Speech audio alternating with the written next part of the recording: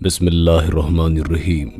السلام علیکم دوستوں، پچھلی ویڈیو میں آپ نے جانا کہ خواجہ صاحب رحمۃ اللہ علیہ نے اپنے پیر و مرشد کی کس طرح سے محنت کے ساتھ خدمت کی، جس کے بعد آپ رحمۃ اللہ علیہ کے مرشد نے آپ کے لیے دعا فرمائی اور آپ رحمۃ اللہ علیہ کو اتنا بڑا مرتبہ عطا ہوا جو اولیاء کرام میں سے بھی بہت کم لوگوں کو ہی نصیب ہوتا ہے۔ اس کے بعد آپ کے مرشد رحمۃ اللہ علیہ آپ کو مکہ اور مدینہ شریف لے کے دونوں جگہوں پر آپ رحمۃ اللہ علیہ کو قبول کر لیا گیا، اور مدینہ شریف میں آپ رحمۃ اللہ علیہ کو یہ خوشخبری دی گئی کہ آنے والے وقتوں میں آپ ہندوستان کے راجہ ہوں گے۔ کفر اور شرک کے اس گڑھ میں آپ رحمۃ اللہ علیہ کی وجہ سے ہی اسلام کا چراغاں ہوگا۔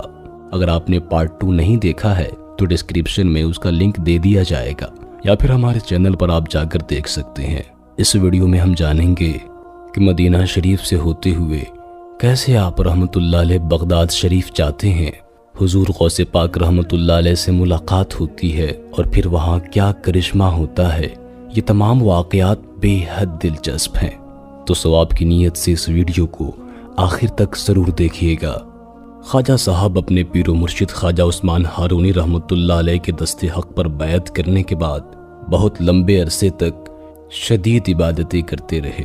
ان عبادتوں کے بارے میں خواجہ صاحب کے خلیفہ اکبر حضرت قطب الدین بختیار کاکی رحمۃ اللہ علیہ فرماتے ہیں کہ میرے پیر و مرشد نے اپنی ریاستوں کے ابتدائی ایام میں ایسے طریقے سے جہاد نفس کیا کہ دیکھنے والے حیران رہ جاتے تھے۔ آپ نے ریاست کا جو طریقہ اختیار کیا تھا، عارفان حقیقت کے گروہ میں اس کی مثالیں بہت کم ہی ملتی ہیں۔ مسلسل 7 دن تک روزہ رکھا کرتے تھے اور 5 مسکال ٹکیا سے روزہ افطار کرتے، صرف ایک چادر اوڑھا کرتے، اگر وہ پھٹ جاتی تو اسے اپنے ہاتھوں سے ہی سی لیا کرتے تھے۔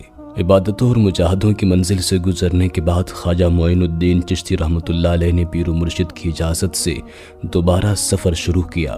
آپ رحمۃ اللہ علیہ سب سے پہلے دمشق کے راستے سے ہوتے ہوئے مکہ شریف پہنچے، حج بیت اللہ کی سعادت حاصل کی، اور اس کے بعد پھر روضہ رسول صلی اللہ تعالی علیہ وآلہ وسلم پر حاضری دینے کے لیے مدینہ منورہ حاضر ہو گئے۔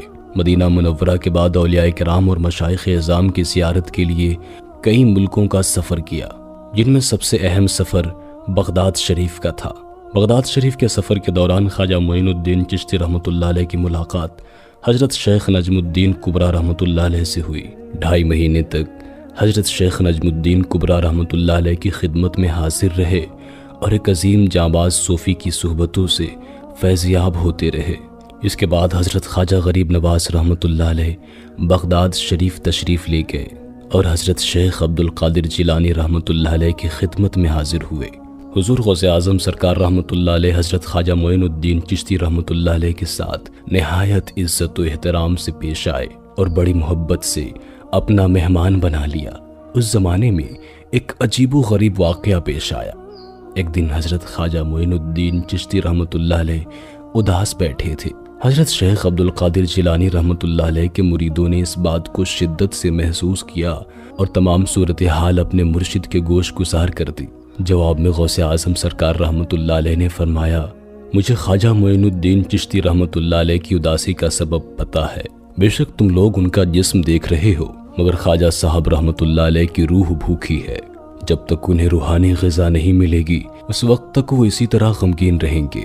حضرت شیخ عبد القادر جیلانی رحمۃ اللہ علیہ کا اشارہ محفل سماع کی طرف تھا۔ دوستوں، آپ کو بتایا کہ سلسلہ چشتیہ کے بیشتر بزرگ نہایت ذوق و شوق سے سماع سنا کرتے تھے۔ اس کے برعکس غوث اعظم رضی اللہ تعالیٰ عنہ کے قادریہ سلسلے میں سماع سے مکمل پرہیز کیا جاتا تھا۔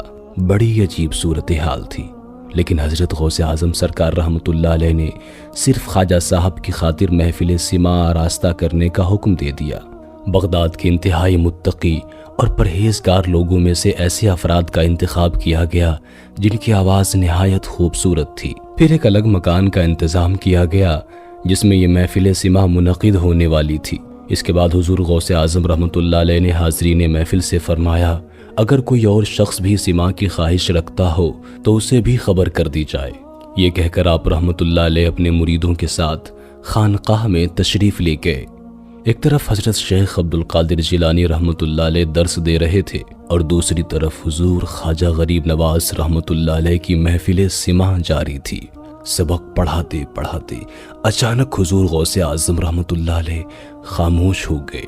لوگوں نے حیرت سے اپنے پیر و مرشد کی طرف دیکھا۔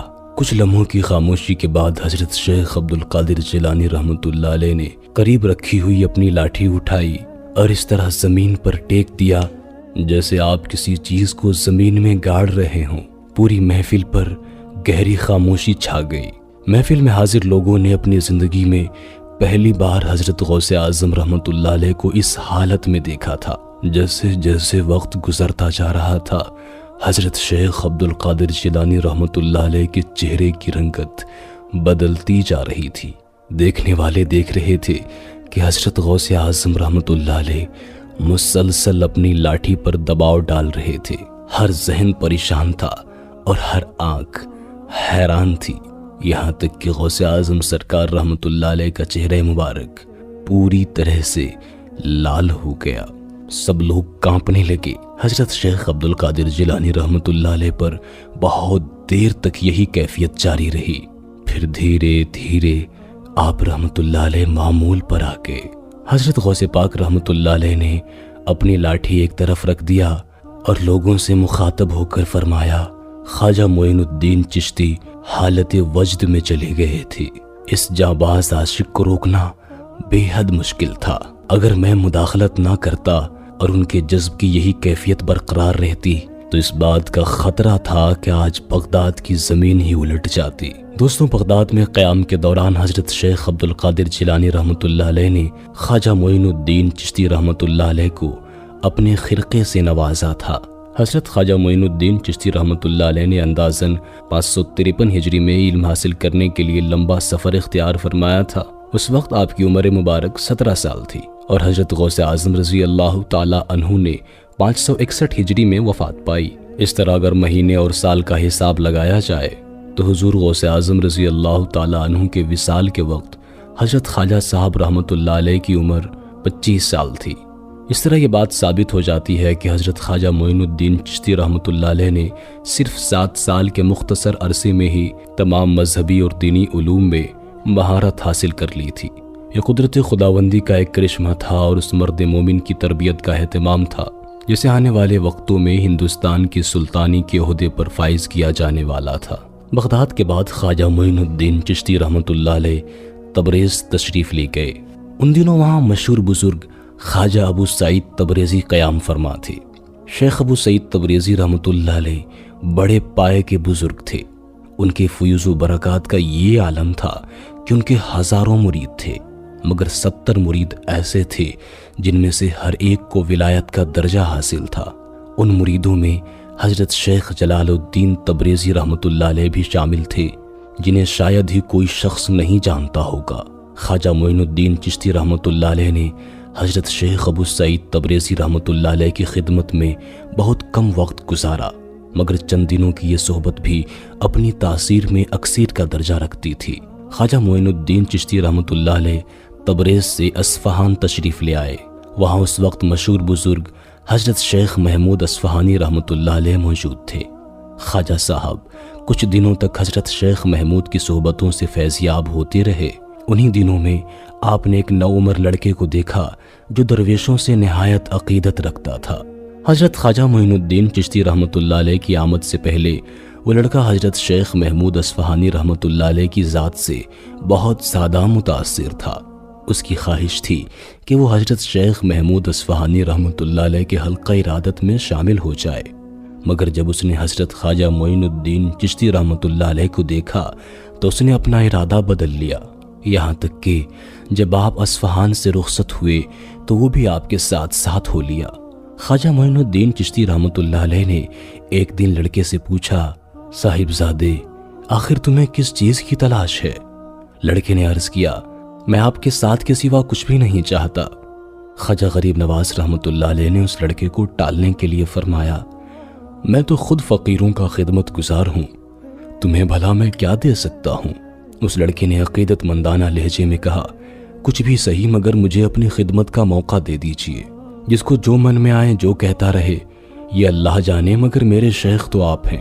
لڑکے کی عقیدت کا یہ عالم دیکھ کر خواجہ معین الدین چشتی رحمۃ اللہ علیہ انکار نہ کر سکے اور اسے اپنے دامن رحمت میں چھپا لیا۔ بعد میں یہی لڑکا اولیاء ہند کا تاجدار بنا اور آج ساری دنیا اسے خواجہ قطب الدین بختیار کاکی رحمۃ اللہ علیہ کے نام سے جانتی ہے۔ یہاں 2 سال تک آپ نے وعظ فرمایا اور ہزاروں انسانوں کو راہ راست پر گامزن کیا۔ دوستو، ہم خواجہ صاحب رحمۃ اللہ علیہ کی زندگی پر کئی پارٹس میں ویڈیوز اپنے چینل پر اپلوڈ کریں گے۔ اس ویڈیو کو لائک کرتے ہوئے دوستوں کے ساتھ ضرور شیئر کیجیے تاکہ جو لوگ خواجہ صاحب رحمۃ اللہ علیہ سے محبت کرتے ہیں وہ خواجہ صاحب کے بارے میں جان سکے۔ اس چینل کو لازمی سبسکرائب کر لیجیے تاکہ اسی طرح کی ویڈیوز آپ کو ہمیشہ ملتی رہے۔ اگلی ویڈیو آنے تک اپنا اور اپنے پیاروں کا بہت سا خیال رکھیے گا۔ اللہ حافظ۔